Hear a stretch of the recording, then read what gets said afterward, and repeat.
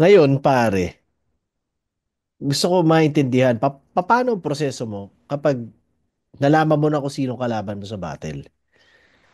Kasi, Hmm. tsaka, napansin ko, pare, kada battle mo, meron kang, ginagamitan mo ng kung anong concept, di ba? Ewan ko kung gaano ka-consistent, kung gaano ka-constant na per battle meron kang idea na sinasalpak. So, talaga bang ganon? At Um, least yung mga mas bagong battles, ganon. parang parang ganun, may overarching something lang, pero hindi ganun ka-strict na kailangang sundin siya. Parang may outline lang siguro. Mas ganun. So yun, kagaya nun, pare. Paano ba? Bago ka bago mo malaman kung sino yung kalaban mo, meron ka ng mga template nung ilan doon, ng mga ideas na yun, tapos pipiliin mo na lang kung ano ang bagay sa kanya, o iisipin mo kapag nandiyan na yung kalaban mo, paano mo Ah, iniisip na gano'n? hindi siya masyadong template. Tsaka hindi siya parang hindi siya constructed na. Pero Oo, hindi, feeling ko hindi. may floating. Oo, kumbaga parang For may example, idea. parang may idea, for example, parang timeline. Timeline, ganun lang. Yun lang. Mm. Tapos parang yung iba, siguro pwede kong hugutin. Tsaka, yun, parang feeling ko if applicable or mahanapan ko ng angulo na pwedeng ganun yung template niya or yung pag-present. Mhm. Pwede. Tapos yung iba naman, depende na rin sa kalaban. So, hindi siya masyadong malaki. Pwede siyang, for example, sa laban ko kay Sayad, siguro yung parang may main something lang ako na hindi ko babanggitin yung pangalan niya, yung MC name niya. Okay. Yun lang, parang ganun lang, na nag-stick ka Okay. sa ganun for all three rounds. Mhm.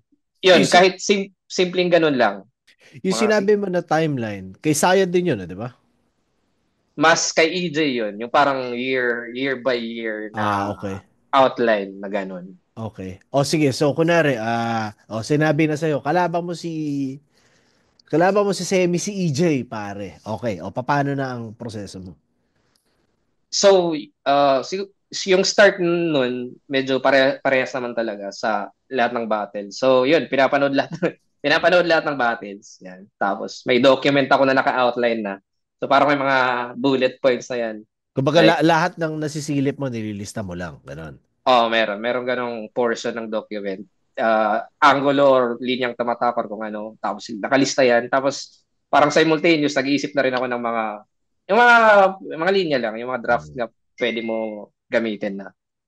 Tapos, yun, mag-iisip ka ng concept kung meron man. Tapos minsan, yun yung nauuna.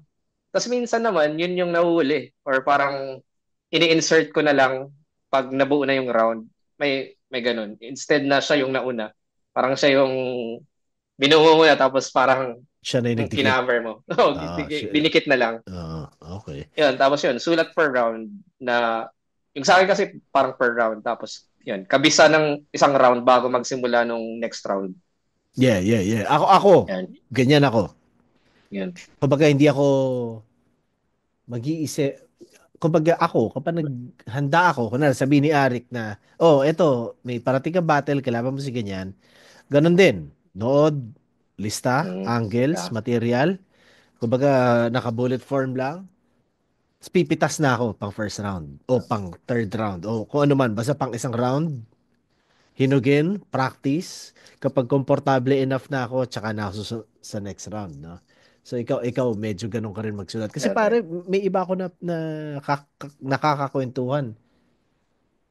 Binubuo muna nila eh. Yun, oo. Mm. Parang hindi ko kaya eh. Hindi ko rin kaya. Parang nakakalula siya para sa akin. Oo eh. Tsaka, Na, ang, kumbaga may tiwala ako sa pag-iisip at pagsusulat ko, pero wala akong tiwala masyado sa paghahanda ko. ah, So, kailangan ko bigyan talaga ng sapat na oras yung paghahanda ko para lang siguradong hindi ako magkakalat sa live. Ganun. mm. So, ewan ko, ganun din ang prinsipyo mo, kaya practice muna isang round. Ewan ko. Di ba? Parang ganun rin. Parang hindi ko ma-imagine na tatlong rounds yung i-memorize ko sa last week ng Sabay-sabay. prep. Oo, sabay-sabay. Parang hindi. Parang grabe. Oo nga, nakakalula nga. Isipin mo, finals pa. 4-minute rounds kayo, di ba? Well, hindi naman sinabi, pero yun. Medyo Walang, ganun. siguro. Puta, no? Isa rin siguro sa rason kanya hindi mo na masyado sinala yung mga, kunwari, yung mga reference sa pang sarili mo Oo, dahil 4-minute rounds. siguro pwede. Masasabi mo ba na yung finals na material mo mas malakas kumpara sa first round mo na material? Hindi ko rin masabi. Pero may mga round siguro na mas confident ako na better yung round. Like yung round 3 ko, mas better sa round 3 ng semis. Mga ganun. Pero in general, hindi ako sure eh. Parang nakabase kasi sa prep ko yung parang nakabase sa kalaban yung material talaga. So, hindi ko Oo. parang mahirap ma-compare na yung material ko kay MCA is better kay MCB kasi siguro parang iba talaga yung output mo based sa Sa kalaban. kalaban. So Oh, pero hindi ako syempre, sure. sa preference mo, mas natuwa ka o mas pakiramdam mong effective sa crowd or mas pansin mong tumatak or what? Hindi mo na tinitingnan yan. Siguro mas na-enjoy kong isulat lang. Yan. Yun talaga siya, Yung no? finals. Dahil sa oras. Dahil sa ganun. Dahil Oo, mas personal din. that's mas personal yan. So kung pinaka na-enjoy mo finals, sa isa buhay na yan, alin ang pinaka hindi mo in-enjoy na proseso? Ah, wala, parang same lang yung first La- three rounds. Lahat sila walang dating, kumbaga. Hindi naman, hindi. Same. Same, Hindi, same. parang may belief kasi ako na sa akin personally, parang hindi masyado nakabase sa kalaban yun Yeah, parang yeah, yeah. kung ano yung prep ko kay Pentluma, parang feeling ko ganun din yung prep ko sa finals. Parang may ganun. Hindi, tsaka, Alam mo, ano, sige, go. hindi ko alam kung pretentious do, pero yun yung naisip ko na parang binibigay ko naman palagi as much as possible yung kaya sa oras. Yun. Yeah, yeah. Hindi, tsaka ako, sinasabi ko rin talaga sa iba yun na sa totoo naman kasi, hindi mo naman kalaban yung kalaban mo di ba? Yun, tama, tama. Kalaban mo yung sarili mo, kung paano ka maghahanda, kung gaano ka magiging creative sa paparating na battle. Pero syempre, kalaban mo rin syempre yung totoong buhay. Hindi naman lahat ng battles na kakasahan mo, 100% ka makakapaghanda at walang bullshit na nangyayari sa buhay mo, di ba? Mm. Kanya kita tinatanong, kailan ka nahirapan, kailan ka ano? Kasi ako, may mga battles ako sa isa buhay din o non-tournament battles na ang dami kong pinagdadaanan nung mga buwan na yon, work-related o kung ano man, na hindi ako masyado makaisip compare sa kapag putang ina, in the zone ka lang talaga, di ba? Mm. Yun. So, ikaw, hindi ka masyado ganun. Hindi, so feeling ko yung meaning lang nito, medyo chill pa yung year ko na Okay. wala masyadong yan distracting masyado na naapektuhan yung paghahanda. So, yun, fortunately. Lahat sila inisang tabi mo. Dahil, Mm. putang ina nyo, mag-iisa buhay ako ngayong taon. Next year nyo na ako bigyan ng problema. Parang ganon. Yun. Yun, may ganun, may ganun. Astig. May ganun. Astig. Kasi sinusuportahan ka ng mga, Mm. di ba? Okay na okay, pare. So, ano mga plano mo sa mga, eto pare, di mo ba naiisip sumali ulit na isa buhay ngayong taon? Hindi. Baka gusto Hindi mo kaya. i-defend. Baka gusto mo Hindi. i-defend yung title mo, pare. Hindi kaya na. Grabe na hirap. Siguro. Hindi muna for this year. Yan. Talaga. Oo. Sure ako. Sure. Okay. Hindi, hindi. Wala lang. Parang Mm. astig lang din. Astig lang din kung mangyari yon. Mm. Yeah. Astig lang din kung merong Mag back to back na isa pa. Back to. Di ba? Ma- Ewan ko, pero parang may general consensus na wala na makakagawa ng ganun except sa'yo. So, ewan ko. Ewan. Mahirap gawin yun, lalo na kung, syempre, judging yan eh. Mm, So, hindi ko alam kung totoo ba na, ewan ko kung saan ko nabasa, pero parang sinabi ni Shernan na may ginudge siya na battle ko na sinabi niya natalo ako dahil lang burot siya sa pagkatalo niya sa akin. So, ibig di, sabihin, 'di ba? may, Kumbaga may outside factor, may external ah, factor talaga na pwede kang matalo kahit gusto mo manalo o kahit feeling mo panalo ka, hindi mo pa rin masasabi, 'di mm, ba? Pero di mo kontrolado. oo, hindi mo kontrolado. Pero ako, parang syempre nakakatuwa isipin na merong isa pang makakagawa nun. Gusto ko yun, pare, 'di ba? As Mm, much as syempre nakakatuwa na ako lang yung ganun. Nakakatuwa rin na may makagawa nun, pare. Yeah. So, wala. serious. Bale, wala. Sinabi ko kay Vitrum na baka gusto nga niyang, baka sana ikaw, sabi ko, sasabihin ko kay GL na sana sumali siya sa isang buhay ngayong taon. At sana sumali si Vitrum din, pare, para i-defend mo at nandun ulit siya, pare. Ano Kasi, sabi ni Vitrom? Ayaw din niya? wala, tumatawa lang siya. Ah, Parang ganun eh, tumatawa. Talaga, hindi mangyayari. Music na lang. hindi, Music hindi. na lang ang tututukan ko ngayon. Mm, Tsaka, susubukan. also, kung babattle ka ngayong taon, tingin mo, ilan? Kung isa lang? Ahon lang? Ganon? Hindi, kaya naman siguro. Tatlo, dalawa. Yun yung parang dilemma ko eh. Parang may, baka may notion na dapat yung kalaban ko parang ganun, parang dapat yung kalaban ko ganto na or ganto lang. Parang ganun Ah, na ah, ah.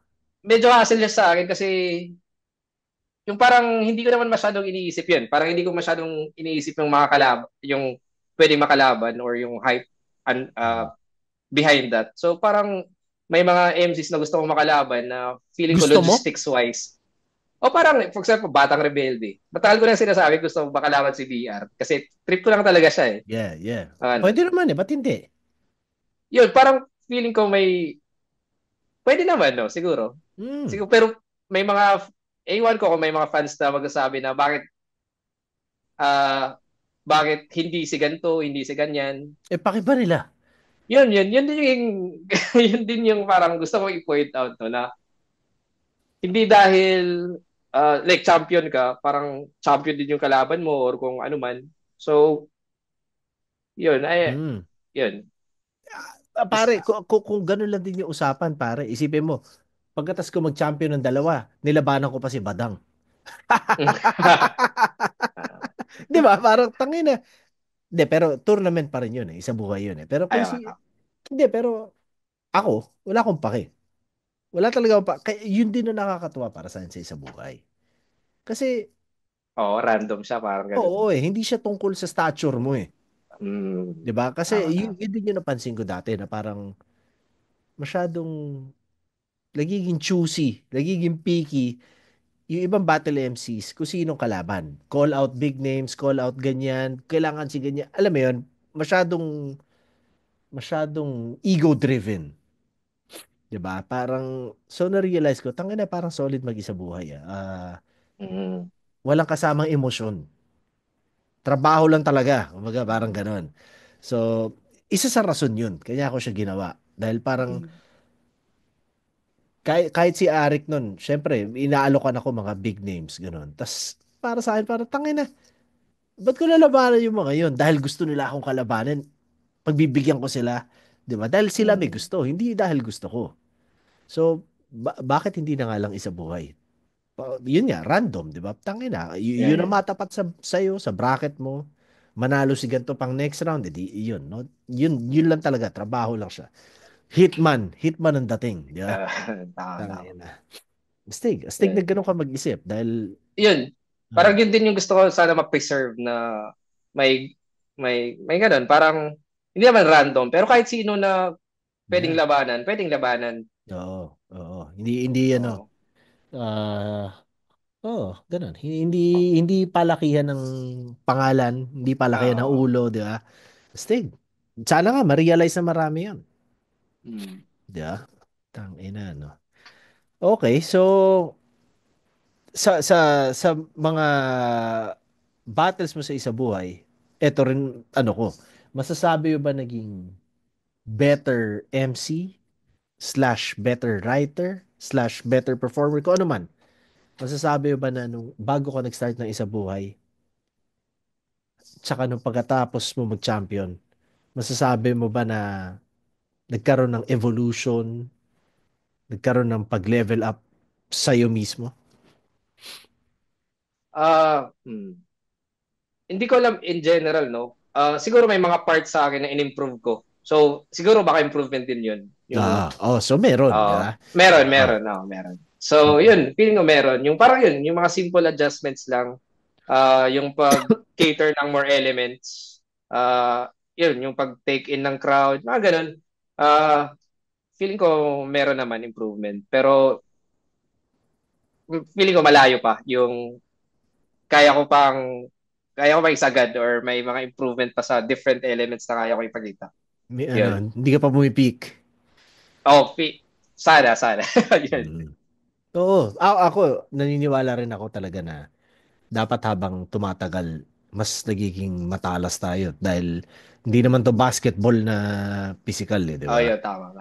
So, kumbaga, kahit yung mga pinapakinggan natin na MCs, kahit tumanda sila, matatalas pa rin Yun eh. pa rin. Di ba? Mm. Kumbaga, so, ako, yun ang, sa pagdating sa music, o sa pagiging creative, di ba? Parang kasama dapat ng maturity yung pag-evolve. So, dapat hindi pababa. Mm. Pero, easier said than done. Yeah, true. Yeah, tang ina, Siguro no? yung iniisip ko rin parang gusto ko mag-explore ng ibang estilo. Kasi yung writing ko sa music, mas left field siya eh. Hindi siya yung reference heavy or mga wordplay heavy. Mhm. Mas poetic siya in a way na hindi masyadong malaro sa salita. Mhm. Pero mas gusto kong i-apply yun sa battle rap ko naman. Na Na ano, feeling na mas ko, poetic. na hindi, yun, kahit yun, purong Tagalog, parang Mm. ganun lang. Mm. Gusto ko subukan siya na, kasi yun yung parang mas closer talaga sa writing style ko ng poetry ever Yeah. since. So, yun, mga ganun na ewan ko kung ano yun, ewan ko evolution yun, parang yung pag-try ng ibang format or ibang style. Sa tingin ko evolution Yun, yun. evolution din yun. Mm. Hindi, pero Yun, kasi mga siguro. kanya kita tinatanong kasi pare, alam mo naman ang sa isa buhay medyo battle of nutrition siya eh dahil Mm, puta dire-diretso ka isang taon, apat na battles, may pressure, may mga nauubusan, di ba? Kumbaga parang hindi lahat ng MC kayang panindigan na pagdating mo na semis o pagdating mo na finals, solid pa rin yung material mo. So yun, salamat pa rin at kahit nag-brownout dyan, nakaranas tayo ng late represent, pare. Ano ba yes, yan? sir. Gano'n kadalas mag-brownout dyan? Hindi naman masyado, pero kung meron parang scheduled siya. Pero ito ewan Talaga? kasi medyo maulan kasi. Oo. Pero So, hindi, yun na yun. lang kasi kumbaga hindi naman natin na-expect pareho na magba-brownout. At salamat pa rin dahil ginawa mo ng paraan. Nag, nag-data ka. Kumbaga para lang maituloy natin. Pero yun nga, siguro kailangan natin gawin ulit to. I-schedule Yan. natin na mas maayos, mas maganda at yun. Ngayon, hindi ata ginugusto ng Ganun. old god. Hindi, hindi ata ginugusto ng old god na magkwentuhan tayo na mas mahaba. Sorry. Nawawala ka pa rin. Yo, yo, yo. Yo, check. Yan. Well, yun lang. Salamat ulit sa oras, pare. At Yan. Yan. sorry na naabala ka, nag-brown out, ginawa mo ng paraan, pero thank Then, you. Thank you sa oras, thank you sa okay. sa pagpayag na maging guest ka dito sa munting podcast ko, pare.